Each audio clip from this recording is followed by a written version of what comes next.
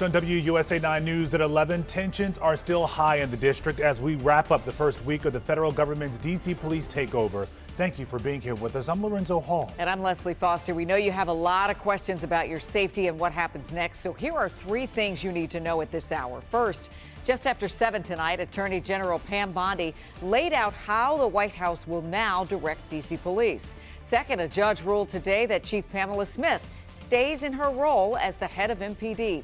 And third, protests have been building across the city. Another one is planned for tomorrow at the White House, all pushing back against this federal force. We are here to keep you in the know about everything happening around our city as this all continues to play out. We begin our team coverage with Katie Lusso. She is live on a very active U Street tonight. Katie.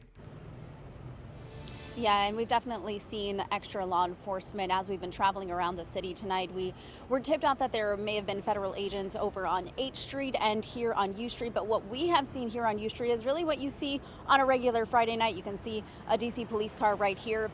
And we've seen police cars going by at different points. But, you know, this all comes just hours after a judge ruled that DC Police Chief Pamela Smith will remain in charge of the DC Police Department. As the first week of the federal takeover closes out, tensions remain high. We were surprised. Mayor Muriel Bowser reacting to the announcement by U.S. Attorney General Pam Bondi Thursday night to replace D.C. Police Chief Pamela Smith. Friday, an agreement reached to leave Smith in charge of D.C. Police. It violates the clear language of the Home Rule Act in that, for all intents and purposes, the Chief of Police remains the Chief of Police. Friday night, Bondi issued a new memo directing D.C. Police to cooperate with DEA Administrator Terry Cole and to comply fully with federal immigration enforcement, something a judge said Friday that the president can ask for under the Home Rule Act. We have made very clear that we have laws in our city and that the services that MPD provides in furtherance of a request from the president, those services must comply with the law. Friday night. This makes me angry.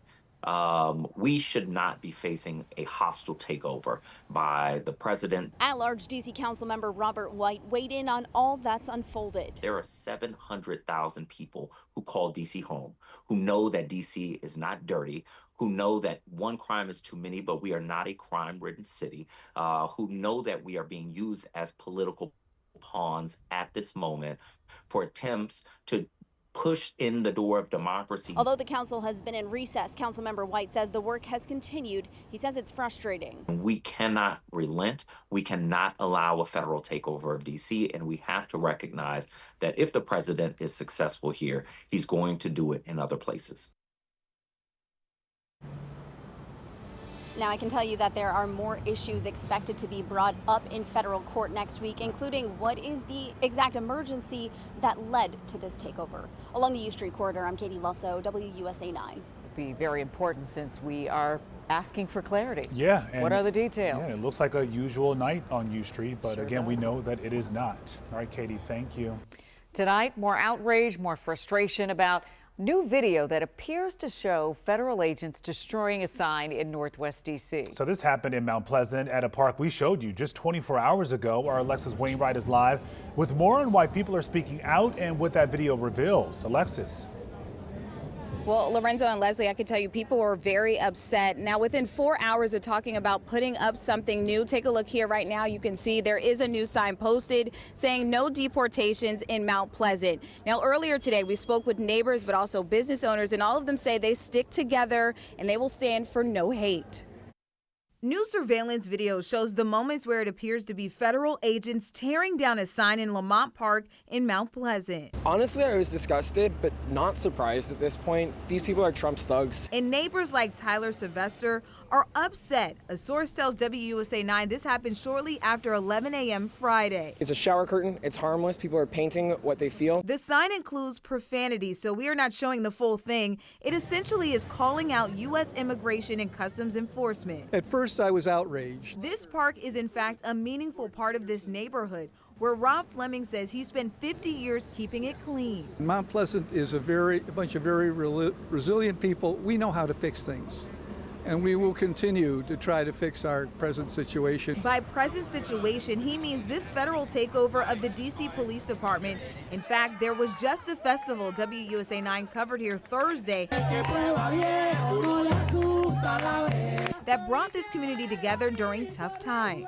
Last night we had a beautiful Cumbia festival to celebrate this community, and for them to come in and do what they have done today is it's repulsive, and it's an invasion of our space. For them to come here and try to do that as some sort of FU to the neighborhood is gross. It's disgusting, and we don't stand for that. This is now bringing this tight-knit neighborhood even closer together. We love our migrant neighbors, as evidenced by the sign, and I want to keep that message back in this neighborhood.